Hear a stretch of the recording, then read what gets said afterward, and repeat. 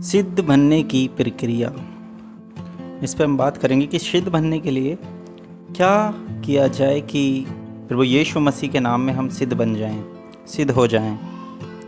Bible से देखेंगे तो आप सभी ने एक वचन पढ़ा होगा, ज़रूर आपको याद होगा, मुझे विश्वास है।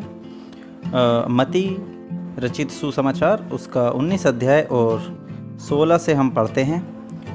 अब हम इसमें देखते हैं, एक धनी मनुष्य यीशु के पास आया और उससे कहा, हे गुरु, मैं कौन सा भला काम करूं कि अनंत जीवन पाऊं। उसने उससे कहा, यीशु ने उससे कहा, तू मुझसे भलाई के विषय में क्यों पूछता है? भला तो एक ही है, पर यदि तू जीवन में प्रवेश करना चाहता है तो आज्ञाओं को माना कर। उसने उससे कहा, उस व्यक्ति ने यीशु से कहा, कौन सी आज्ञाएं?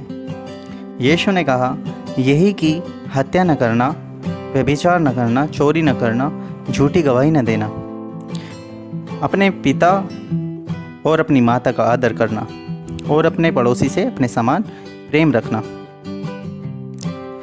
उस जवान ने उससे कहा, इस सब को तो मैंने माना है, अब मुझ में किस बात की घटी है?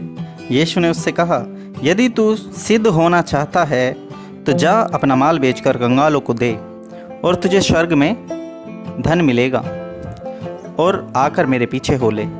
परंतु वह जवान यह बात सुन उदास होकर चला गया, क्योंकि वह बहुत धनी था। इसके बाद यीशु ने अपने चेलों से कहा, मैं तुमसे सच कहता हूँ कि धनवान का स्वर्ग के राज्य में प्रवेश करना कठिन है। तुमसे फिर कहता हूँ कि परमेश्वर के राज्य में धनवान के प्रवेश करने से ऊँट का सुई के नाके में से निकल जाना सहज है।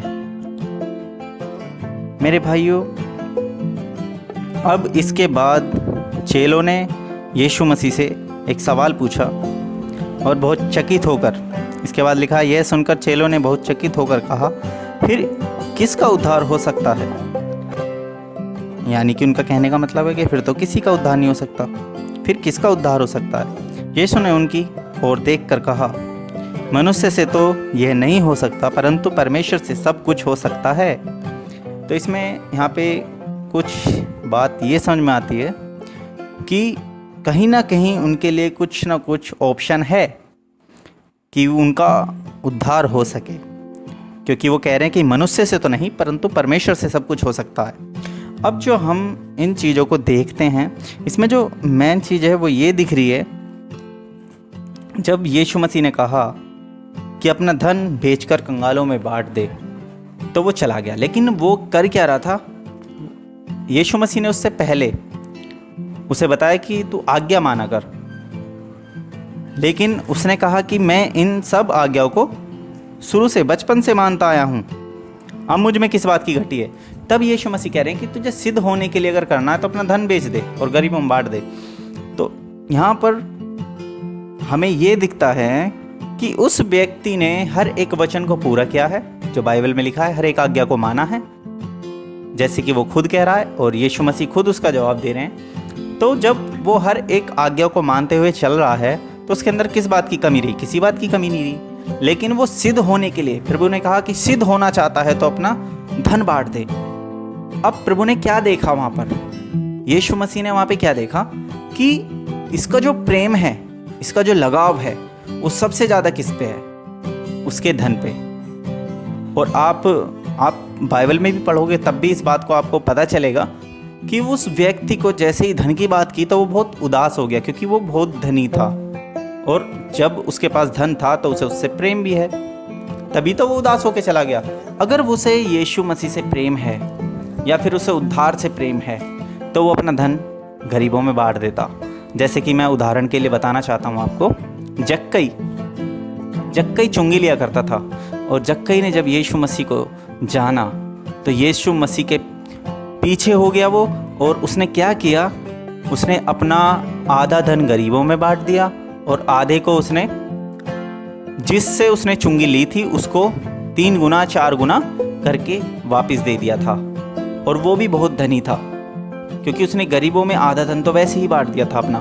तो देखिए, जब हम यीशु मसीह को जानते हैं, जब कोई भी व्यक्ति यीशु मसीह से प्रेम करता है तो वो और किसी वस्तु से या और किसी मनुष्य से प्रेम नहीं करता, वो सिर्फ यीशु मसीह से प्रेम करता है। और जब यीशु मसीह से हम परमेश्वर से प्रेम करते हैं, जब हम परमेश्वर से प्रेम करते हैं, तो हमें और किसी वस्तु से प्रेम रहता ही नहीं है, और हम संसार की तरफ नहीं देखते।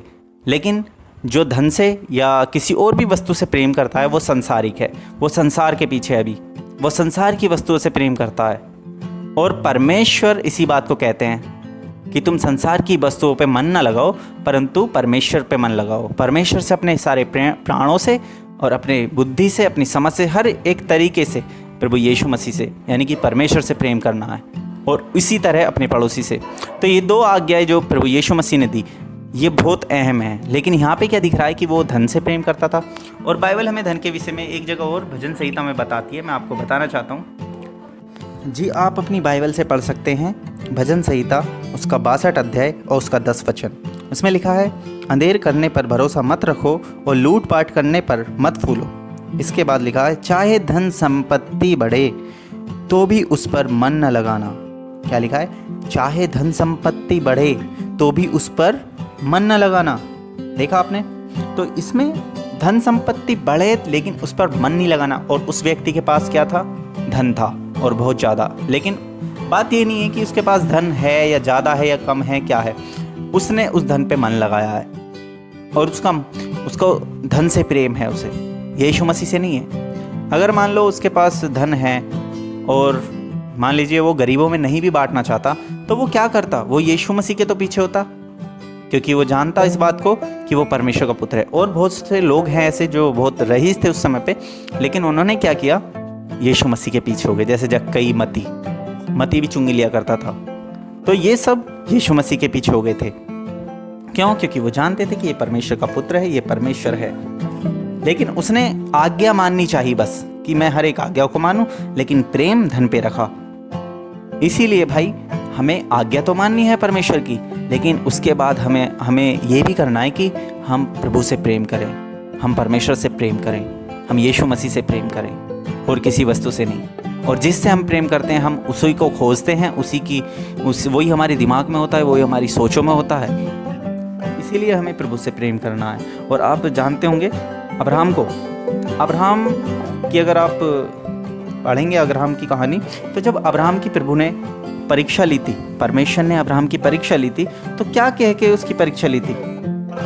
उससे कहा था, आप उत्पत्ति उसका 22 अध्याय 1 वचन से पढ़ सकते हैं। उसने जब परमेश्वर ने अब्राहम से बातें की तो उससे कहा कि अपने बेटे से जिससे तू प्रेम करता है उसको मेरे लिए बलि चढ़ा दे, जिससे तू प्रेम करता है। और अब्राहम ने परमेश्वर की बात मानी और वो अपने बेटे को लेकर चल दिया बलि चढ़ाने के लिए। और जैसे ही उसने सब कुछ तैयार करने के बाद जैसे ही छुरी से उसे मारना चाहा तो परमेश्वर ने उसे रोक दिया। फिर परमेश्वर ने उसकी गवाही दी कि अब्राहम तो रुक जा, और तेरे विश्वास ने तुझे धर्मी ठहराया है और परीक्षा में पास हुआ है। तो परमेश्वर जो है उस व्यक्ति को, उस बच्चे को मारना नहीं चाहते थे, वो तो उसे परखना चाह रहे थे अब्राहम को कि वो जिससे प्रेम करता है क्या वो मुझसे उतना ही प्रेम करता है कि नहीं जितना वो पहले करता था। क्योंकि वो बेटा उसको परमेश्वर ने दिया था, और वो यही देखना चाह रहे थे कि मैंने जो उसे बेटा दे दिया है क्या वो पूरा मन उसी पे लगाए हुए है अभी, अपने बच्चे पे, अपने बेटे पे। जबकि उस बेटे को परमेश्वर ने उस उम्र में दिया था जबकि उसके कोई संतान उत्पन्न होने की कोई आस नहीं थी, कोई शरीर नहीं था उसका ऐसा। तब परमेश्वर ने उसको बेटा दिया 100 साल की उम्र में। तो मेरे भाइयों, बात प्रेम की है कि आप किससे प्रेम करते हैं। बात ये नहीं कि आपके पास क्या है क्या नहीं है, ज़्यादा है कम है, वो सब आपका है, आप दो मत दो, लेकिन प्रेम किससे है आपका, ये देखना है। जब उसने अपने बेटे को दे दिया बलि चढ़ाने के लिए तो परमेश्वर ने उससे कहा कि तूने मेरे लिए अपना इकलौता पुत्र भी नहीं रख छोड़ा। फिर उसके बाद उसने ये नहीं कहा कि जिससे तू प्रेम रखता है। क्यों? क्योंकि उसने देख लिया कि परमेश्वर से प्रेम रखता है, वो मुझसे प्रेम रखता है, वो अपने बेटे से प्रेम नहीं रखता। तो मेरे भाइयों, मेन चीज़ ये है कि आज हम किससे प्रेम करते हैं। क्या हम धन संपत्ति से प्रेम करते हैं? क्या हम सबसे ज़्यादा अपने बच्चों से प्रेम करते हैं? इसका मतलब ये नहीं कि हम अपने बच्चों पे कठोरता के साथ व्यवहार करें, नहीं, अपने बच्चों की, अपने घर की परवरिश करें, देखभाल रखें और प्रेम करें परमेश्वर से। लेकिन परमेश्वर का स्थान कोई नहीं ले सकता, क्योंकि परमेश्वर ने हमारे लिए वो किया है जो हमारे लिए कुछ नहीं कर सकता। बाइबल हमें बताती है नए नियम में कि परमेश्वर पत्थर से संतान पैदा कर सकता है। तो मेरे भाइयों, वो परमेश्वर है जिसने सब कुछ रचा है, सब कुछ बनाया है, मुझे, आपको और इस सारे संसार को। इसलिए हम उससे प्रेम करते हैं और वो इस प्रेम के लायक है, योग्य परमेश्वर है। और भाइयों, ये थी सिद्ध होने की प्रक्रिया। अगर आपको सिद्ध बनना है तो आपको क्या करना है? यीशु मसीह ने कहा, तुझे सिद्ध होना है उस धनी व्यक्ति से। अगर तुझे सिद्ध होना है तो तू सारे धन को बेचकर गरीबों में बांट दे और मेरे पीछे हो ले। देखिए, वो उससे प्रेम करता था। अगर आज आप और मैं, हमें सिद्ध होना है तो हम सारी वस्तुओं को छोड़ के, सारी सांसारिक चीज़ों को छोड़ के हम उससे प्रेम करें। और जब आप परमेश्वर से प्रेम करेंगे तो आपको कुछ भी चीज़ उसके योग्य ना दिखाई देगी। और सिर्फ परमेश्वर से प्रेम करेंगे तब आप सिद्धता की दौड़ में होंगे। पौलुस कहता है कि मैं सिद्ध नहीं हुआ लेकिन सिद्धता की दौड़ में हूँ। और वो कहता है, जैसे मैं मसीह की सी चाल चलता हूँ वैसे तुम मेरी सी चाल चलो। जब परम सिद्ध आएगा तो मुझे सिद्ध कर देगा वो। लेकिन हम उसके जीवन को देख सकते हैं, आप उसके जीवन को देख सकते हैं कि उसने किससे प्रेम किया है। पौलुस ने किससे प्रेम किया? उसने कितनी पढ़ाई की थी, उसके पास क्या था? वो राजा के पास काम करता था। और आप समझ सकते हैं कि राजा के पास काम करना एक कितनी बड़ी पदवी है। और वो इतना पढ़ा लिखा था, उसको सब चीज़ का ज्ञान था, लेकिन उसने उसे कूड़ा समझा यीशु मसीह के सामने। जब उसने यीशु मसीह से बात की, यीशु मसीह को उसने देखा, तो उसने सब कुछ छोड़ दिया, वो सब पढ़ाई, वो सब पदवी। और उसने जितने दुख उठाए, मैं समझता हूँ आज तक किसी मसीह ने इतने दुख नहीं उठाए होंगे।